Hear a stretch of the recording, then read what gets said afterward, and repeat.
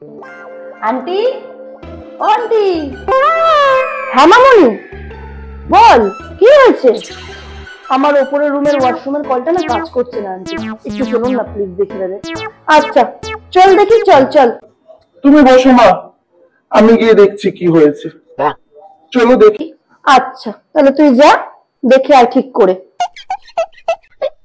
ও নেহা, হ্যাঁ বলো। আমার না তোমাকে কিছু বলার আছে।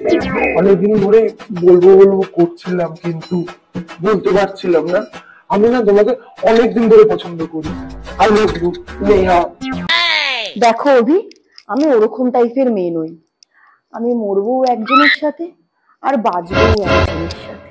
খুব ভালো কথা, ওই একজন কি আমি হতে পারি? না আমার অফিসের যে রাহুল আছে না, ও না কালকে আমাকে এই নতুন আইফোনটা গিফট করেছে আর আমাকে প্রপোজ করেছে।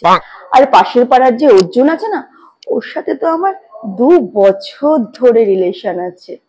আর ওই যে সাহেল আছে না, ও তো আমার ক্রাশ। আর ওই রাজু, ওকে তো আমি সত্যিকারের ভালোবাসি।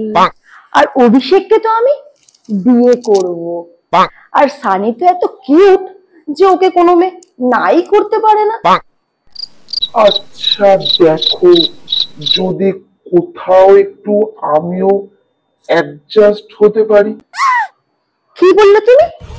অর্ধেক হতে পারবে মানে? তোমার কি আমাকে ওরকম টাইপের মেয়ে মনে হয় নাকি?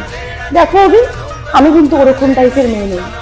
আমি কোনোদিনও কাউকে ধোকা দিতে শিখিনি। আমার এই মনটা কোনোদিনও কাউকে ধোকা দিতে শেখেইনি। আমি তোমাকে বলেছিলাম আমি বাঁচবো একজনের সাথে, মরবো একজনের সাথে।